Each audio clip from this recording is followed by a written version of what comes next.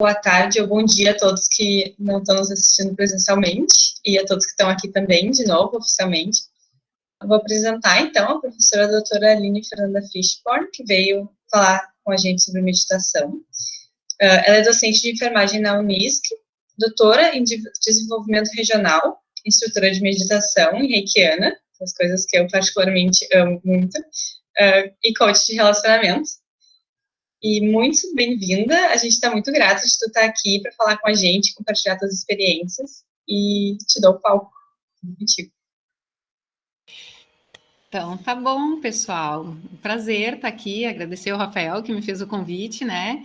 É um tema que eu adoro falar, né? Então, assim, para mim sempre é muito prazeroso poder estar dividindo, né, um pouquinho da minha experiência com meditação em especial, né?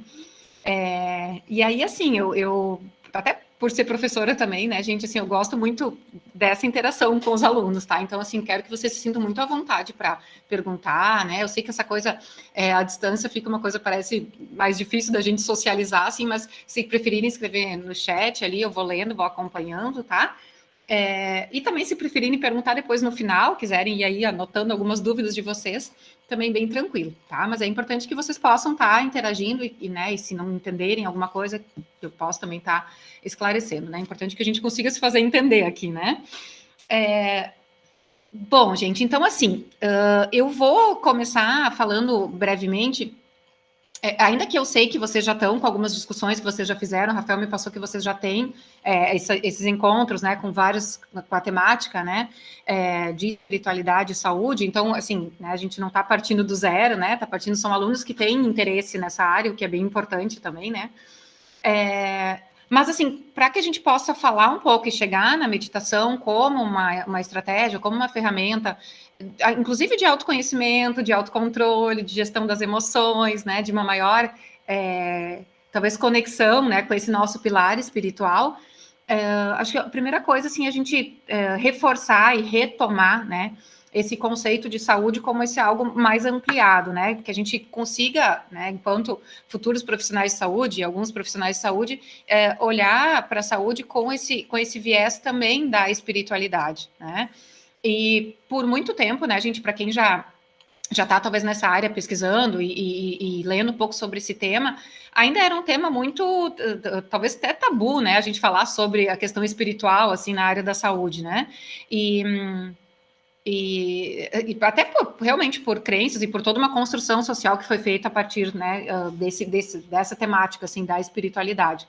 Mas a partir de quando a Organização Mundial da Saúde conceitua, né, coloca dentro do conceito de saúde esse viés espiritual, bom, aí a gente está entendendo que, de fato, né, a Organização Mundial da Saúde está considerando o viés espiritual como algo muito importante na saúde. E a partir disso, né, gente, que surgiram várias pesquisas, vários artigos publicados relacionando, né, o que essa questão espiritual, da espiritualidade, tem a ver, ou impacta, qual a relação com a manutenção, ou qual a relação com a promoção de saúde, né? E aí, como eu disse, talvez vocês já tenham, né, também tido contato com vários desses artigos aí.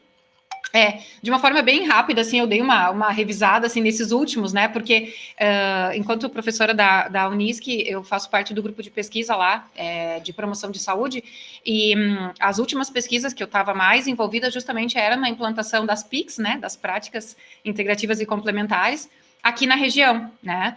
Então, a gente vinha pesquisando já vários artigos que podiam dar essa sustentação mais teórica, né, desse tema. Mas, enfim, então, assim, só para reforçar, né, gente, que a gente não desconecta, assim, esse conceito da espiritualidade da saúde. Eles andam integrados, juntos, né? E aí tem várias comprovações, né, de melhora no fator cardíaco, em níveis de pressão sistólica e diastólica, em níveis de cortisol, né, do hormônio cortisol no nosso organismo, de pessoas que têm, né, que são mais conectadas com a espiritualidade, né? Isso, assim, como eu disse, tem comprovações científicas, né? Não é eu, como instrutora de meditação, que consigo perceber isso nos meus alunos, que se sentem mais calmos, que diminuem o uso de medicação para insônia e tudo isso, porque esses são relatos que eu tenho, né, de uma forma ali muito, muito próxima com os meus alunos, mas a gente tem comprovações científicas de todos esses benefícios também, né? Falando da questão da espiritualidade mesmo, né? Até tem uma pesquisa bem atual que eu achei legal a gente trazer aqui, só para a gente também entender essa questão científica, né, por trás desse tema, até porque a gente está aqui, né, falando de uma liga que está vinculada a uma universidade, então a gente sabe o quanto é importante, né, ter essa sustentação teórica. Tem um estudo que saiu há pouco tempo nos Estados Unidos, eu não me lembro exatamente qual universidade, mas relacionando a melhora, assim, né, dos pacientes com anemia falciforme, dos pacientes que estavam, né, que praticavam algum tipo de conexão espiritual, né, ou prática espiritual, enfim, né, que se sentiam fortalecidos espiritualmente. Então, bom, na sequência desse conceito ampliado de saúde, a gente, né, como vocês sabem, a gente teve toda a implantação e continua tendo, né, das PICs, das práticas integrativas e complementares, como uma política de saúde, né? Então, assim, para quem já estudou um pouco, né, sobre o SUS, assim como a gente tem a política de saúde da mulher, a política de saúde da criança, né, a política de saúde do adulto idoso, a gente tem a política das práticas integrativas e complementares, né, como algo validado como uma política pública. Tá? E isso, gente, a gente nunca pode perder assim de vista que é algo muito importante para o fortalecimento, inclusive, dessas práticas, né? Porque aí a gente deixa de estar naquele campo meio nebuloso, assim, de práticas que a gente até um tempo chamava de alternativas, né? Que hoje não é o conceito que a gente gosta muito de usar, quase como se fosse alguma coisa, assim, que tinha que se fazer escondido, né? Como se fosse algo errado de estar sendo praticado, né? E hoje, com as PICs, então, a gente, muito pelo contrário, né? A gente tem essa inserção nas unidades básicas de saúde, nos ESFs, né? Então, para poder que todas as pessoas, né, ou toda a população possa ter, de alguma forma, acesso a essas práticas que, então, a gente chama de complementares, né? Integrativas e ou complementares, né? Bom, gente, e aí, então, né, dentro disso tudo, a gente vem com essa temática da meditação como uma PICS, né, como uma estratégia de, ou como uma dessas práticas integrativas e complementares, né.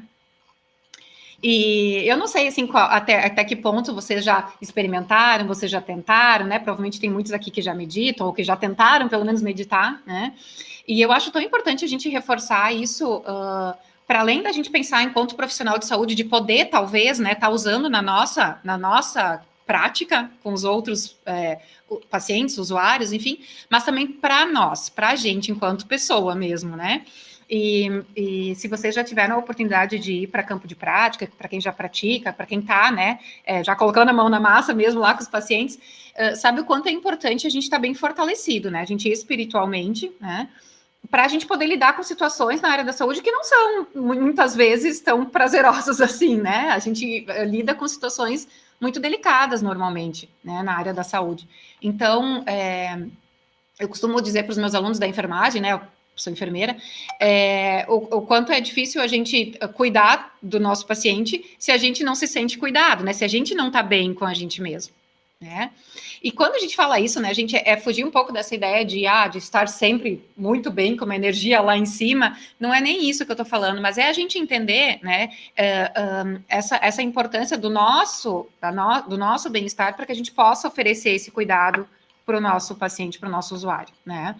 Então, quando eu falo de meditação, gente, eu acho que, sim, além da gente entender como uma prática integrativa e complementar, mas algo que vocês possam, né, de forma gradativa, enfim, estarem inserindo na sua rotina. Porque isso é fundamental, gente. Assim, eu sou super defensora mesmo da meditação, porque, pessoalmente, né, para mim, eu acabei recorrendo a essa prática no momento que eu estava com muita coisa, assim, né, eu estava terminando meu doutorado, quer dizer, na verdade, estava iniciando meu doutorado, né, estava nas disciplinas teóricas ainda, e nessa época eu já dava aula na universidade, então, assim, eu estava cheia de coisas para fazer e para pensar, e aí quem está aí cheio de talvez tarefas para fazer pode estar se identificando, assim, com isso. E foi muito importante para mim, assim, poder acessar a meditação, aprender a prática, né? E aí, depois, né, na sequência, fazer todo o curso de formação como instrutora de meditação, porque foi o que conseguiu, assim, me fez, talvez ter um pouco mais de clareza, né? Do que era mais importante em cada momento, assim, da questão do foco, da concentração, né? De poder diminuir um pouco esse monte de pensamentos que a gente tem a toda hora, né, na nossa mente, e que às vezes nos distraem, né, daquela tarefa ou daquela coisa que a gente precisa realizar naquele momento, né. Então, além da gente ter também, né, a gente várias comprovações científicas da meditação como uma aliada, né, no alívio da ansiedade, do estresse, da insônia, a gente também entende a meditação como uma forma de conexão com você mesmo, né? E aí, por isso que a gente entende a meditação como algo também com esse viés da espiritualidade, né? Muito importante, assim, e de novo, talvez vocês já tenham feito essa discussão, tá, gente? Aí me desculpem se eu estou sendo repetitiva, mas a gente entender a espiritualidade como algo muito subjetivo, assim, né? Eu não consigo, por exemplo, conceituar para vocês, assim, o que para mim faz sentido nesse viés espiritual, ou como eu consigo me conectar comigo, né, com a energia do universo, enfim, porque cada um de vocês provavelmente se conecta de uma forma diferente, né? Então, a gente diferenciar, obviamente, né, a espiritualidade da religião. Então, assim, a religião ela pode ser uma forma de eu desenvolver a minha espiritualidade, né? Daqui a pouco, se eu sou, sei lá, católica, e para mim ir lá na igreja, enfim, ficar lá no altar, se aquilo faz com que eu consiga me conectar, beleza, né? Então, assim, isso pode ser uma prática que eu considero como algo que me conecta com a minha espiritualidade, né? No meu caso, né, gente, de novo, a meditação é essa forma, entre outras, entre diversas outras, né? Mas para mim a meditação faz muito sentido, no sentido que eu consigo silenciar um pouco os meus pensamentos. E aí, quando eu falo isso, né, já entrando um pouquinho nessa questão do que seria essa meditação, né, gente, é a gente conseguir acalmar um pouco os nossos pensamentos, né? Não é ausência de pensamentos, tá? Eu acho que a gente tem muita talvez até alguns mitos assim que foram se construindo, né, ao redor do tema da meditação, como sendo isso, assim, né? Então eu tenho que não pensar em nada, né, para eu estar meditando. E não é assim, tá, gente? Não é assim, né? Então, se para quem já tentou, para quem pratica, sabe do que eu estou falando, né? Se a gente fecha o olho, ainda mais se a gente não tem muita prática, né, gente? Se a gente está começando, né? Se a gente fecha o olho um pouco e fica lá um pouco em silêncio, o que mais vem são pensamentos, né? O que é muito normal, né, gente? Porque a gente vive num dia a dia super, né, cheio de coisas para fazer. Assim, a gente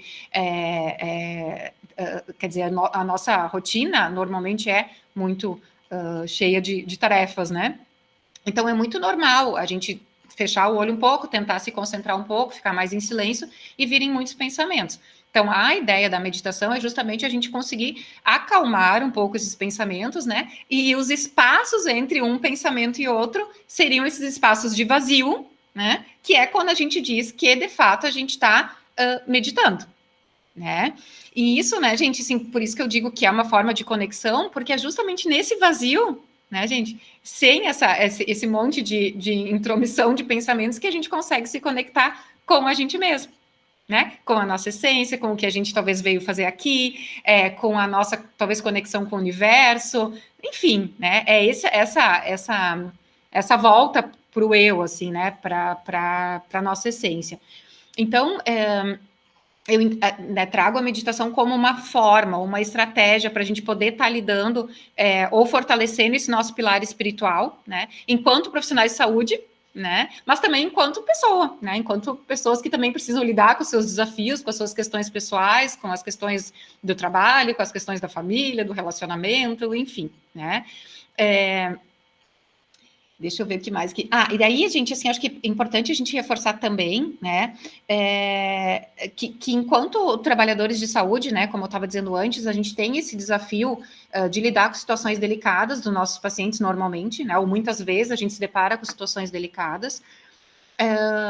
E assim, talvez, né, a gente ainda tem um pouco de resistência para falar sobre isso com os nossos pacientes.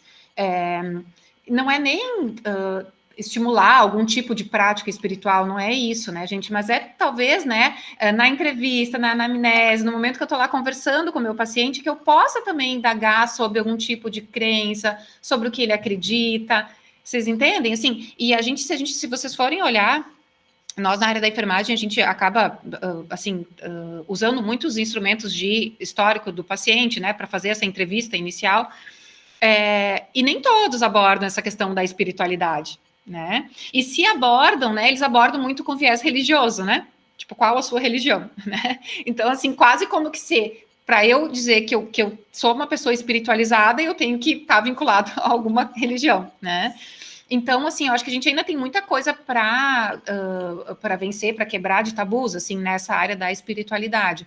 Mas, né, gente, assim, sempre eu acabo ficando muito otimista, né, quando eu vejo que um monte de gente jovem aí que está começando a sua vida profissional, ou que talvez, né, recém começou, e que está com esse olhar voltado também para esse viés espiritual, né?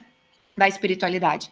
E aí, assim, né, claro, gente, evidente, é só um alerta, né, que a gente jamais pode querer incutir, assim, no paciente a nossa crença, né, então, assim, se eu, por exemplo, né, enquanto professora lá do curso da Unisc, enfermeira, enfim, tô lá no hospital, ou tô no posto de saúde atendendo, se para mim, né, a meditação faz todo sentido, se para mim é a forma como eu me conecto, isso não quer dizer que para o outro paciente vai fazer sentido, ou para o paciente vai fazer sentido. Então, a gente sempre também ter esse cuidado, né, e esse respeito com a prática espiritual, ou com a forma que o paciente fortalece a sua crença, a sua fé, né, mas também acho importante a gente não, assim, a gente falar sobre isso, né, a gente precisa falar com o paciente sobre isso, tá? Esses tempos, ano passado, metade do ano passado, acho que foi, eu participei de uma banca de monografia de uma aluna que foi minha orientanda, e ela estudou essa questão da espiritualidade com pacientes oncológicos, né, pacientes que estavam em tratamento oncológico, né, no hospital aqui da nossa região, da nossa cidade, a gente tem um hospital que é referência, né, na região para tratamento oncológico. E ela fez toda a pesquisa de campo dela ali e tal, e os resultados, assim, as falas, foi uma pesquisa qualitativa, então, né, tiveram algumas entrevistas, assim, mas o retorno foi, assim, sei lá, 99%, assim, das falas foram, assim, o que me fortaleceu, o que me fez estar aqui, o que me fez vencer essa doença, para aqueles que já estavam terminando, né, o tratamento, enfim, tá, assim, ancorada, né, e na fé, baseada na fé, ter algo que eu acreditasse que aquilo tinha algum sentido de estar acontecendo comigo, né, que as coisas não eram ao acaso. Então, assim, de novo, né, gente, considerando, né, colocando no contexto de uma monografia, de um trabalho acadêmico, enfim, óbvio que não tem um impacto, né, na comunidade científica, mas a gente não pode desconsiderar, gente, que os pacientes que têm algum tipo de fé, e aí sim, a gente tem comprovações, né, científicas, eles se saem melhor, né, em termos de saúde, né. Então, bom, gente, aí assim, eu agora, 5h25, assim, se vocês quiserem perguntar alguma coisa, pessoal, senão eu posso falar um pouco mais sobre meditação, se vocês têm interesse, né, ou algum outro ponto do que eu falei, que talvez vocês queiram que eu aborde um pouco mais, só para eu não ficar falando um monte de coisa aqui, de repente vocês têm interesse em algum outro, algum outro assunto, né, ou que eu aprofunde algum assunto desses que eu trouxe, tá? Então eu vou deixar vocês me perguntarem, pode ser? Quem tiver dúvidas pode levantar a mão, a gente chama no recurso, ou enfim, só abrir o microfone e falar. Eu só queria comentar, assim, que achei muito pertinente que tu trouxe que existem evidências, porque tem muita gente que tenta desmerecer espiritualidade PIX e tratamentos que consideram isso e utilizam isso como complementos, né, como o próprio nome diz. E há um tempo atrás não tinha nenhuma evidência, né, e agora elas estão começando a surgir e com poderes cada vez mais acentuados, então muito interessante isso, né, que agora a gente tem as evidências do nosso lado também. Mas, Ana, você quer falar? Ai, desculpe. Eu queria... A Aline tem colocado muito bem a questão com relação à espiritualidade, com relação ao paciente, né, ao usuário e tal. Mas eu vejo também a gente, quando trabalha com essa questão explorada da espiritualidade, eu vejo alguns colegas muito resistentes, né? Alguns, como eu venho da área da saúde coletiva, né? E a gente trabalhava com algumas práticas, né, dentro do hospital, e a gente acabou, por vezes, tendo resistência, por exemplo, quando por exemplo, fazer reiki numa unidade intensiva, né? Um exemplo, assim, porque alguns profissionais, como não acreditavam naquilo, como não eram resistentes, né? E, de certa forma, abortavam aquela técnica, aquela estratégia, aquele olhar do outro colega. Então, a gente percebe que essa questão, como a gente trabalha com equipes multidisciplinares, a gente percebe que muitas vezes existe resistência dentro da própria equipe, né? Então, eu queria que, Aline, que tu falasse um pouquinho da tua experiência com relação a isso, né? Como a gente pode quebrar um pouco dessa resistência. Eu sei que não tem uma fórmula mágica, cada equipe é uma equipe, cada local tem as suas questões, né? Mas, assim, algumas coisas que tu pudesse trazer para nos ajudar a pensar um pouco também essa coisa com relação aos nossos colegas, né? Tá. Rosane, assim, eu concordo contigo, né? E eu também vivi, né, muito isso, assim, inclusive, né, a gente vive isso dentro da universidade, né? Eu comecei a dar aulas na Unisc em 2012 e logo depois, né, fiz toda essa minha caminhada, né, dentro da área da meditação, enfim, né, dei vários cursos, né, inclusive cursos de extensão dentro da própria universidade, né, sobre meditação, né, iniciando pessoas para prática de meditação, e a gente tinha uma resistência enorme dentro da própria universidade de falar sobre esses temas, né? Não faz muito tempo, gente, que a gente conseguiu ter, né, num espaço onde é o ambulatório ali da universidade, algumas práticas, assim, porque até então era visto, assim, chegava os projetos, né, na reitoria e era tipo assim, meu Deus, o que essa pessoa louca tá propondo essas coisas aí, né? Então, assim, eu, por fim, depois eu dava risada, assim, né, porque é que aí, né, gente, eu acho que a gente tem que entender um pouco, assim, a formação, né, assim, por exemplo, pegando dos profissionais de saúde, né, veja que a gente agora, né, agora vocês estão falando sobre isso, a gente está discutindo isso numa universidade. Na minha formação, me formei em 2003. Imagina se a gente falou sobre isso, é óbvio que não. Né? Então, assim, essas pessoas que estão atuando, né, que são os colegas da Rosane, que trabalharam com ela, muito provavelmente nunca nem ouviram falar sobre isso e tem isso como algo, isso aí é a magia negra, sei lá é o que, é coisa de bruxa, não sei o quê. Então, gente, assim, eu acho que a gente tem que entender um pouco o contexto, assim, ele tem se modificado, então hoje a gente tem, né, nas universidades, ainda que seja como uma disciplina optativa, ainda que seja como um curso de extensão, mas a gente já começa a fomentar um pouco essa discussão. Então, vocês, né, novos profissionais ou profissionais que estão agora, né, talvez ingressando no mercado de trabalho, que vão começar a sua caminhada dentro da saúde, já vão vir com outro olhar. Né? A questão que as pessoas, né, com formações, né, há mais tempo, elas são formadas, né, gente, dentro daquele modelo curativo, biologicista, médico centrado, e tudo aquilo que vocês já sabem, né, que vocês estudaram lá na história da saúde coletiva e tudo mais, né?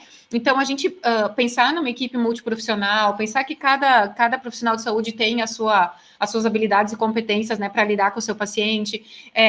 A própria, como eu disse, a própria Organização Mundial da Saúde conceituando saúde com esse viés espiritual também, né, as PICs. Então, a gente vai, é quase como se estivesse cada vez construindo, colocando um tijolinho a mais, né, nessa construção da espiritualidade dentro do campo da saúde. E a gente ainda vai continuar tendo resistência, tá, gente? Assim, acho que buscar uma unanimidade, assim, acho que é utópico mesmo. Mas o que eu percebo, tá, a gente até por já estar bastante tempo dentro da academia, é que os novos alunos, as pessoas que vêm se formando, tanto alunos da medicina, né, que eu já dei aula, da nutrição, da enfermagem, eles já vêm com uma formação diferente das pessoas que já são formadas há mais tempo, né? Então, acho que a gente tem uma luz ali no fim do túnel, né? E só para reforçar, Rosane, eu ainda acho que a melhor forma da gente talvez mostrar assim os benefícios, enfim, é através do relato da pessoa que está recebendo aquela prática, né? Porque é impossível, né, gente? É impossível alguém passar por uma sessão de reiki e não se sentir melhor. Né? É impossível alguém fazer uma prática de meditação, de massagem, de, né, aromaterapia, enfim, o que for, floral, e não se sentir melhor. Então, assim, a fala das pessoas, né, ela acaba servindo de subsídio, né? E, obviamente, quanto mais pesquisas científicas a gente vai tendo, quanto mais comprovações científicas a gente vai tendo, obviamente que esse campo também vai se fortalecendo mais, né?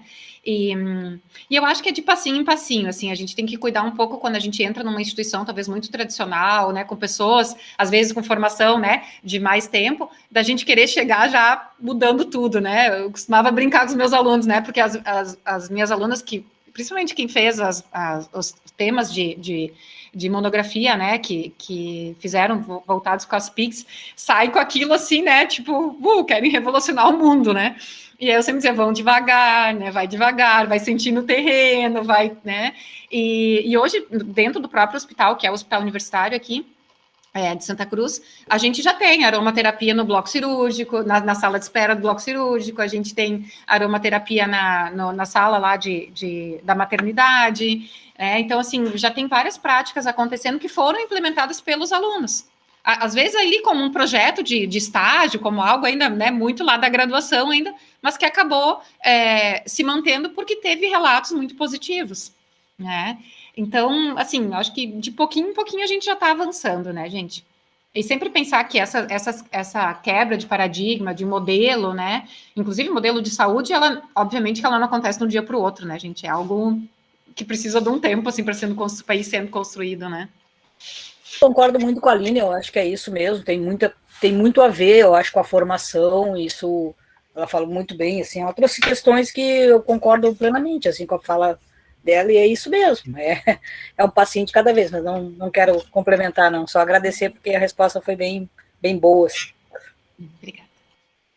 E muito interessante isso de estarem usando no hospital, porque eu, pelo menos, tenho essa visão de que o hospital é um local bem mais resistente para a prática de PICS, assim, porque se tu tá na tua clínica e as pessoas sabem, se os pacientes sabem que tu trabalha com meditação, enfim, é capaz de algum paciente já vir mais aberto a essa prática, sabe? Mas no hospital, eu tenho a impressão de que tem muito essa coisa de que, não, tudo estéril e tudo protocolo, então, nossa, muito bom e esperançoso saber isso, assim, que até esses hospitais, esses locais mais fechados já estão se abrindo. Sabe que, assim, acho que é bem importante a gente, né, dividir talvez com vocês, assim, a gente tem uma própria assim, um incentivo, na verdade, né, para que os hospitais trabalhem com as PICs com seus trabalhadores, com seus funcionários, né, então tem enfim, teve um certo incentivo, inclusive financeiro, né, para que os hospitais comunitários ou filantrópicos, enfim, que atendem pacientes SUS, que eles tenham um espaço dentro do próprio hospital para trabalhar com PICs com os seus funcionários, né? Então, aqui no Hospital Santa Cruz, a gente né, tem uma salinha montada, sei lá, 2 ou 3 vezes por semana vem uma pessoa, um reikiano, e fica disponível para aplicar o reiki nos trabalhadores, né? Do pessoal da equipe do hospital. E a gente entende isso como uma forma, né? Como aquele passinho que eu disse, mais aquele tijolinho que vai sendo colocado. Porque na medida que tu vai, né, mostrando e os profissionais de saúde vão se abrindo, né, todo o espaço, na verdade, vai ficando um pouco mais propício para se falar sobre isso, né? Então, é claro que a gente, obviamente, né, eu concordo com a Amanda, assim, tem alguns cuidados, né, que a gente tem que ter dentro do hospital. Então, até porque, vamos pegar, né, a questão do reiki. Enfim, né, eu preciso de um espaço adequado, silencioso, né, provavelmente eu vou ter que ter contato com o paciente, né, na pele do paciente e tal. Então, obviamente que tem coisas que restringem a nossa prática, desse tipo de prática, né.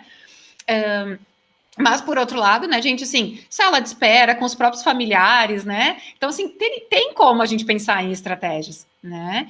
E eu acho que hoje a gente já vem, né, desmistificando um pouco, por exemplo, a questão da meditação, não só como algo, assim, para alguém que uma pessoa super ansiosa, então ela tem que meditar, né? Mas também, assim, como algo realmente de bem-estar, inclusive de promoção de saúde, né? Da gente se sentir mais, como eu disse antes, conectado, alinhado, até com o nosso propósito, com a nossa missão aqui, né? Poder fazer essa conexão com a gente mesmo, né? Então, acho que a gente tem avançado, assim, e apesar da gente estar, né, hoje tendo alguns retrocessos, né, em termos de saúde, assim, a gente ainda tem bastante gente lutando e batalhando, né, pelas PICs, então acho que tem tudo para a gente apesar de todas as resistências, a gente seguir, né? Então, eu costumo dizer nos cursos de meditação, assim, às vezes as pessoas me procuram que têm síndrome do pânico, né, ou realmente uma ansiedade muito exagerada, com sintomas físicos, taquicardia e tal. E aí eu sempre digo assim, quando a pessoa está em crise, está num grau de ansiedade muito alto, não é o momento de sentar e meditar, né, gente? É o momento de medicar. Assim, porque aí eu não vou conseguir fazer com que aquela pessoa fique sentada, tranquila, né, e consiga fazer a meditação ali sem esforço. Então, assim, precisa controlar aquilo, né, para que ela possa depois, né, de forma preventiva, evitar entrar de novo numa crise de ansiedade, numa crise de pânico, né. Então, assim, tem espaço para tudo, né, acho que a gente sempre tem que, toda vez que a gente for levantar, né, essa bandeira das PICs, não é uma competição, né, não é querer comprovar que, então, com a meditação, o paciente vai deixar de usar remédio antipertensivo. Não é isso, né? Não é essa a nossa briga, né? A nossa questão é dizer que isso pode ser um aliado, né? De forma complementar. E como eu disse antes, né? Eu tenho vários relatos de alunas que fizeram o curso e que realmente diminuíram o uso de medicação para insônia, por exemplo, né? Para ansiedade. Mas, assim, reduziram, né? Algumas talvez pararam, enfim, não sei exatamente como estão agora, mas não é esse, né, o objetivo principal, né? É a busca desse bem-estar mesmo, né? Se der para conciliar e conseguir diminuir a medicação, maravilha, né? Mas, assim, acho que é importante reforçar isso aí, o que o Lucas trouxe, assim, a homeopatia é algo muito usado, né? Como de forma complementar também, né? E que funciona muito bem. O reiki, né, gente, eu sou suspeita para falar, assim, gosto muito, né, acho que é uma prática super, assim, que trabalha o aspecto mesmo integral, né, porque aí tu vai trabalhar com a saúde física, né, porque o paciente que está com algum tipo de dor física pode usar, né, se beneficiar da energia reiki, o paciente que está com alguma questão emocional, mental, espiritual, então é uma técnica maravilhosa, né. Yoga e meditação andam meio juntos, assim, né? Quando a gente está ali nas posições do yoga, né? A gente acaba tendo que ter um certo controle, um equilíbrio, né? Eu costumo falar que quando a gente está com o corpo, né? Parado, equilibrado, esse aspecto físico, né? Também faz com que a nossa mente fique um pouco mais alinhada, um pouco mais centrada, né? Então, acho que as posições e a prática do yoga, ela vem muito em conjunto com a meditação, né? Uma das minhas experiências com as PICs, que eu me lembrei agora, que eu já utilizei várias também, sou apaixonada, né? Já usei homeopatia, florais, yoga, faço meditação. Recentemente agora estou usando bastante os cristais que eu aprendi a usar, né? Uhum. Mas com o pessoal contando, eu lembrei de uma das minhas experiências com os florais, que foi quando eu estava fazendo a prova da autoescola, e eu não passava de jeito nenhum, até que... Era a minha última chance, assim, de passar. E daí eu lembrei dos florais, não sei como eu tinha lembrado antes. E aí, antes da prova, eu comecei a tomar os florais para eu não ficar tão ansiosa, né? Porque o que fazia eu não passar, na verdade, era ansiedade. E aí eu passei na prova da autoescola. Então, eu lembrei de contar para vocês que essa foi uma experiência muito boa. Assim, está sendo muito importante essa tua fala, né? Acho que para todo mundo aqui, que vai bem de encontro com o que a gente está estudando e de outros palestrantes que vieram também falar. E quanto ao comentário da Rosane também, bem interessante, que é a nossa relação com os outros profissionais da saúde, né? Porque a gente vive numa sociedade, então a gente tem relações diversas, desde as instituições até entre os nossos colegas, entre os profissionais da saúde. Eu acho que quando a gente fala em PICs, assim, hoje não existe mais podem existir barreiras, né? Mas não existe mais dizer que não tem mais evidências, que não existem evidências quando se fala em PICs, né? Hoje a gente tem um consórcio brasileiro de práticas integrativas, construíram vários mapas de evidências. Então, pelo menos nos últimos 20 anos, 30, 20 anos, existem inúmeros estudos, né, e diversos estudos nas áreas das PICs que comprovam, né, os benefícios em vários desfechos, né, em saúde. Então, hoje, um outro profissional chegar para mim e dizer assim, isso aí é esoterismo, isso aí não serve, sabe? Isso aí tá viajando. Então, não cabe mais. Então, hoje se fala muito em negacionismo, né? Mas existem muitos cientistas que negam a ciência de outras áreas. Então, o próprio cientista, às vezes, ele é negacionista. Ele só consegue enxergar aquilo que ele estuda, mas ele não fica aberto para perceber outras áreas ou entender mais e apenas criticam, né? Ou tentam diminuir essas áreas. Então, existem ainda essas crenças, essas barreiras entre nós, os próprios profissionais da saúde. Então, nós, como estudantes aqui, a maioria aqui está iniciando a sua formação acadêmica, né? Então, leva contigo isso de te empoderar dentro disso e dizer, assim, que não existe mais... não há necessidade de receber essas críticas, apenas dizer assim, não, existem já evidências, tá? E ficar seguro quanto a isso. O que pode ser questionado são outros aspectos, né? Assim, a qualidade dos estudos, a quantidade de delineamentos de estudos, isso sim a gente pode questionar. E dentro das minhas práticas, por exemplo, aquilo que me equilibrou, né, já faz algum tempo, é a meditação em movimento, que são as práticas corporais chinesas, né, com o Qigong, o próprio Tai Chi Chuan, né? Então, eu posso dizer assim que a minha vida começou a fluir mais depois que eu comecei a inserir essas práticas. Então, tanto em todos os aspectos, tanto profissionais quanto pessoais, né? Então, depois que eu me identifiquei, que eu consegui me conectar a uma dessas práticas, também a minha espiritualidade, ela teve uma outra conexão, né? Assim, eu consegui realmente me conhecer mais, entrar dentro de mim e saber traçar um caminho, né? Para onde que eu quero ir, um caminho que eu quero tomar. Então, assim, muito importante isso. E eu gostaria, Aline, de perguntar, assim, referente às práticas, por exemplo, que existe uma diferença entre meditação e práticas meditativas.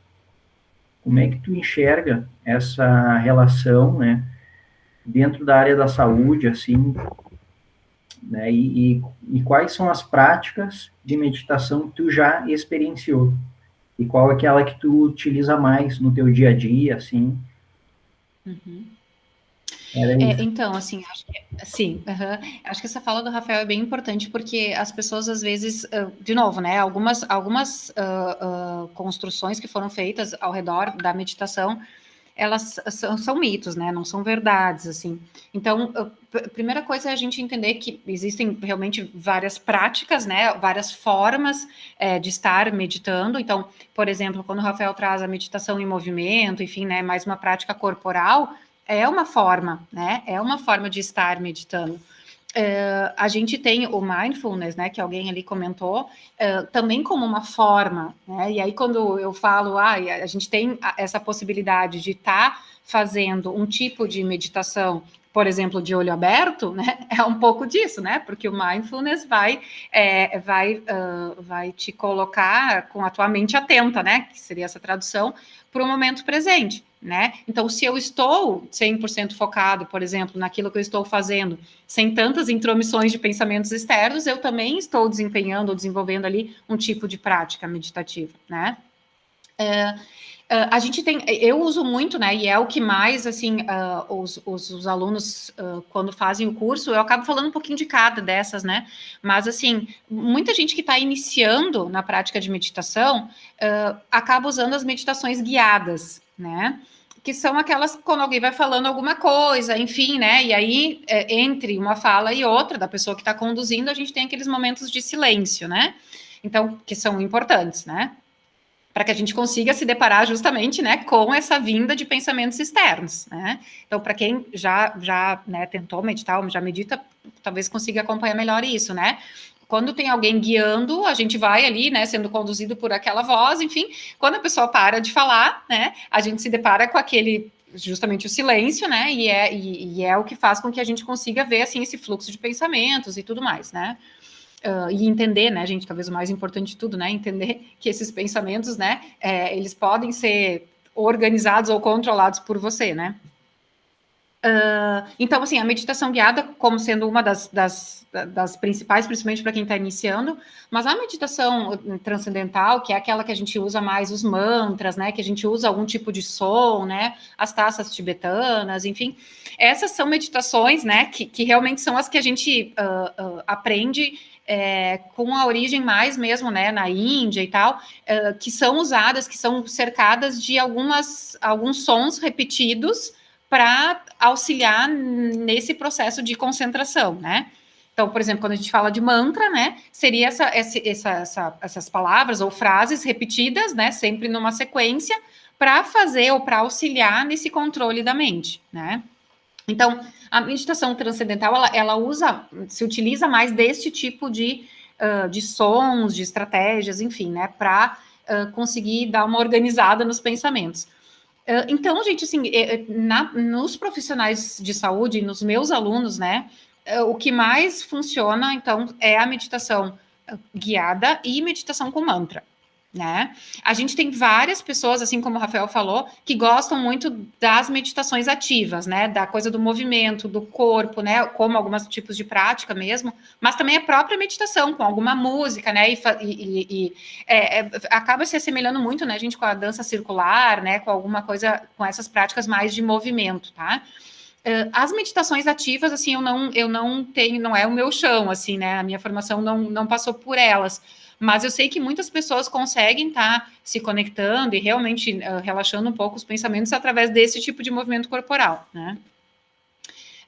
O que a gente mais tem de pesquisa, né, gente, é com mindfulness, né, que está muito na moda hoje, né? Então, várias pesquisas, se vocês forem entrar aí, né, nos sites de busca, vocês vão achar pesquisas relacionadas com isso, até porque é muito usado nas empresas, né, como uma forma aí de aumentar a produtividade, né, do funcionário, então deixar ele mais concentrado, né? Então tem muitas empresas que acabam estimulando, né, essa prática diária, enfim, nos seus colaboradores. Então é o que mais a gente acaba achando de artigos nessa área de mindfulness, mais voltada para o mercado de trabalho mesmo, né?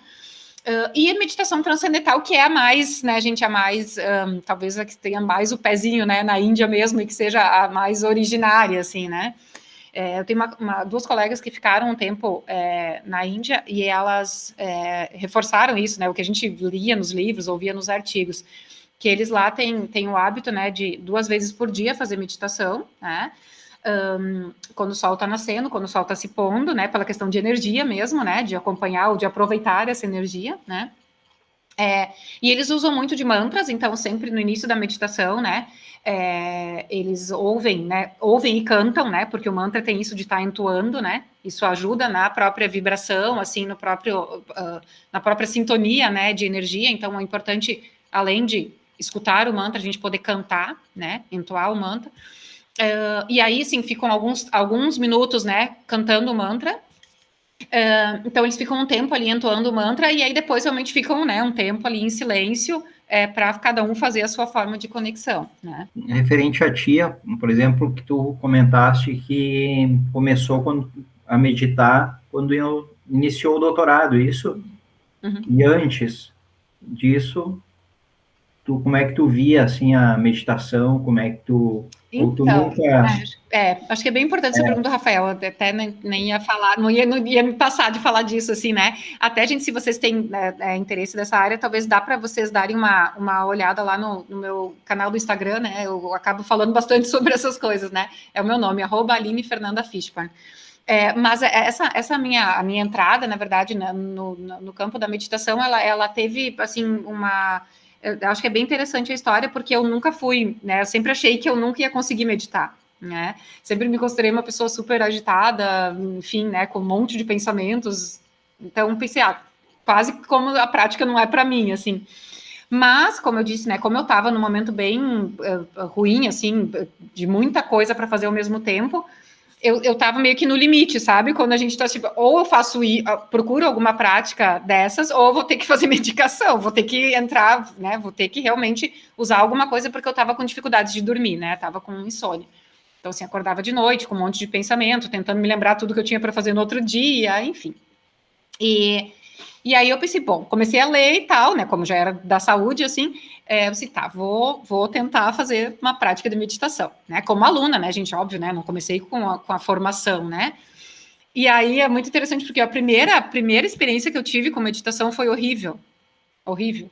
Eu queria sair correndo da sala, porque o instrutor chegou, né, e aí ele, era uma sala, assim, né, não tinha, só tinha aqueles tatame, né, para sentar no chão, tapetinho.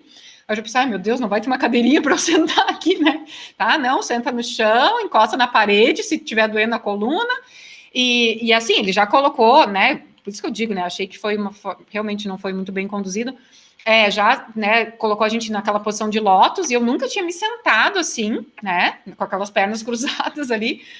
E tá, então agora eu vou desligar a luz. Aí ele lembra que ele tinha aquela taça tibetana, que eu gostei, assim, achei muito bom o som e tal. E desligou a luz e a gente ficou, sei lá, 1 hora e pouco ali sentado naquela escuridão, e eu com uma dor nas minhas costas, com dor por tudo que é lugar. Eu preciso sair correndo dessa sala, né? Porque, tipo, tudo que eu fiz eu fiz várias coisas, menos meditar. Organizei toda a minha agenda do outro dia, o que eu ia fazer depois. Fui fazendo todo um calendário mental, assim. Porque eu não sabia o que eu tinha para fazer. Eu não sabia o que eu era para fazer. Vocês entendem? Então, gente, aí eu pensei, tá, esse formato aqui não vai dar para mim, né? Saí de lá mais ansiosa do que eu entrei, né? E aí eu comecei a ir atrás. Não é possível, né? Tanta gente falando bem da meditação, deve ter outras formas, né? E aí eu fui, aí é isso, né? A gente, a questão da persistência também, né?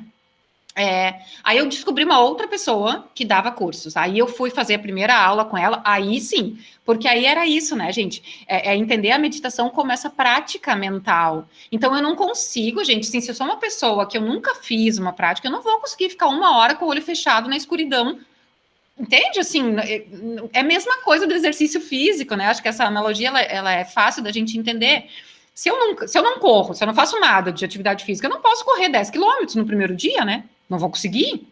É a mesma coisa o treino da nossa mente, né? Então, na outra aula que eu fui, aí sim, a instrutora disse, para quem está começando, então, bom, nós vamos ficar hoje 15 minutos, né? E ela foi conduzindo, né? Teve uma fala, teve todo aquele exercício de respiração, que foi muito importante para mim, né? Então, hoje, nas minhas aulas, assim, uma das coisas que eu mais falo e bato na tecla é a pessoa conseguir se concentrar na sua respiração, porque isso vai facilitar o processo de entrar no estado meditativo, né? Então, assim, aí depois, aí sim, aí eu consegui realmente fazer várias aulas, e assim, depois que eu fiz, sei lá, umas 2 semanas, 3 semanas de prática diária, tá, gente? É importante, né? A meditação, ela tem que entrar como um hábito na nossa vida, né?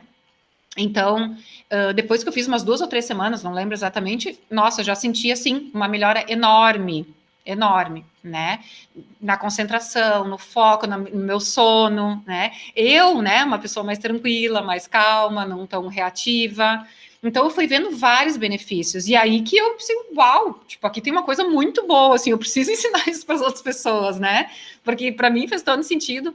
E aí que eu fui fazer o curso de formação, né, de instrutor de meditação, e aí depois disso que eu criei o meu curso com essa metodologia, assim, um pouco mais alinhada com o que fez sentido para mim, né?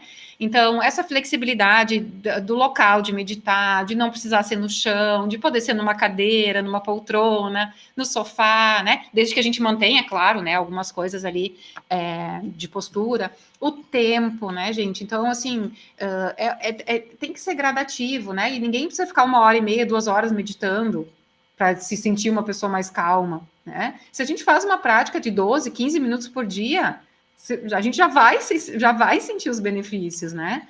Então, eu acho que é meio que adaptar, né, gente, a nossa realidade, né, aqui do Ocidente, desse dia a dia tão atribulado de trabalho, estudo, enfim, tudo que a gente tem, para a prática, assim, né? A gente não pode entrar com o viés de que, né, como é ensinado no Ocidente, né, no Oriente, que as pessoas meditam lá desde os 2 anos, na posição de flor de lótus, 3 horas por dia. Não é a nossa realidade, né? Então, assim, o que a gente consegue pegar de bom da prática ali e trazer e adaptar para a nossa realidade, né?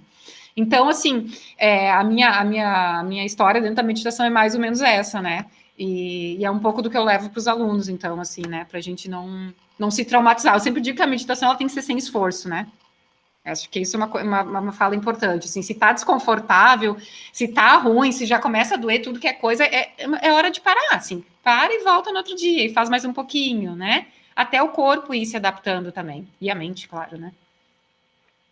Então, só para compartilhar uma experiência, dentro do Tai Chi, né, a gente adota uma prática de meditação, que é a meditação em pé, que é chamado Zanzhuang, né? Então, só que assim, se as pessoas são iniciantes, se tu começar com essa meditação, na segunda aula ninguém mais volta para tua aula, né? É bem isso, Porque é uma postura, né, que a pessoa tem que ficar em pé, tem que adotar, e os braços ficam para frente, assim, então tem que sustentar a postura, manter a concentração, mais avançado, o crescimento da coluna, e aí a pessoa fica lá, 5, 10 minutos, 15, meia hora, então conforme o nível, então estudar já começa para um iniciante entrar nessa postura, muitas vezes não volta mais, sabe, porque começa a sentir dor lá no ombro, lá, de tanta tensão. Então, tem que ir aos poucos, tem que ir devagarinho, cada passo por passo. Sem dúvida, é bem importante. Acho que isso como tudo, né, e por isso que eu digo, né, a gente acha que é tão importante a gente aqui, né, como profissionais de saúde, futuros profissionais de saúde, a gente falar sobre isso, e a importância de vocês, né, se experimentarem, dentro da área, dentro da prática que fizer mais sentido para vocês, né, não é que todo mundo tem que meditar, né, mas assim, o que fizer sentido, mas é importante vocês terem a experiência, entendem? Vocês, né, para que se vocês pensam em levar e talvez depois fazer algum tipo de curso de formação e tal, para poder aplicar nos seus pacientes, que vocês tenham essa vivência. Porque aí a gente está falando de um lugar diferente, né? Vamos pensar, se eu não tivesse essa experiência, se eu não tivesse passado por essas situações, né, esses cursos de formação e todos esses alunos que já passaram, eu não conseguiria estar falando para vocês com essa propriedade, né? Então, acho que, assim, a gente poder ter a experiência e saber um pouco, assim, quais são as dificuldades mesmo, né? Sentar na posição de lótus, gente, pouquíssimas pessoas conseguem, né? E não quer dizer que a pessoa não possa meditar em outra posição, né? Então, como eu disse, não quer dizer que a pessoa não possa meditar no sofá, com a coluna ali apoiada no início, né? Porque ficar naquela posição com a coluna ereta, gente, né? Exige bastante do nosso abdômen, não é todo mundo que consegue. Mas não é isso que vai impedir a pessoa de meditar, né? Eu lembro de uma aluna que eu tive, que era uma senhora idosa, ela estava quase fazendo 80 anos. E aí ela veio, ela disse, será que eu consigo fazer e tal?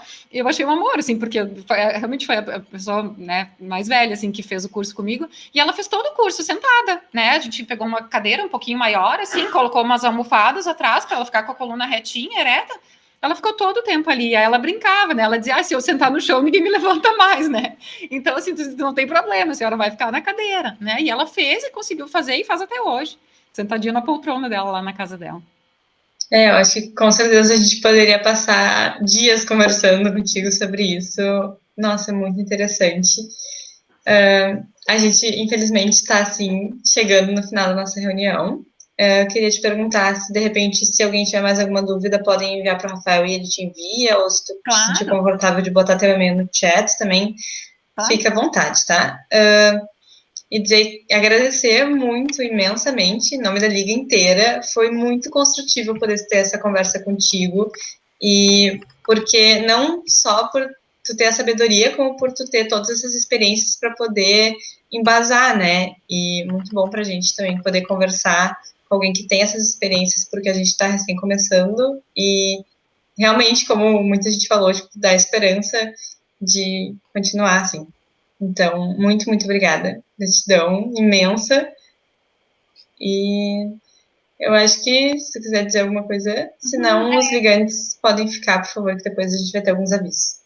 Tá, a gente agradecer ao Rafael, né, que fez o convite, né, a Amanda que conduziu aí, todo mundo que participou, assim, fico feliz que tenha feito sentido, e eu acho que para além de tudo isso que a gente falou aqui, né, o que eu acho que tem que ficar daqui é a questão do próprio autoconhecimento, né, a gente usar essas estratégias, todas essas estratégias que a gente falou, mas em especial, talvez a meditação, como forma de autoconhecimento, né, e de conexão com a gente mesmo, porque né? Eu acho que é isso que tem que ficar, assim.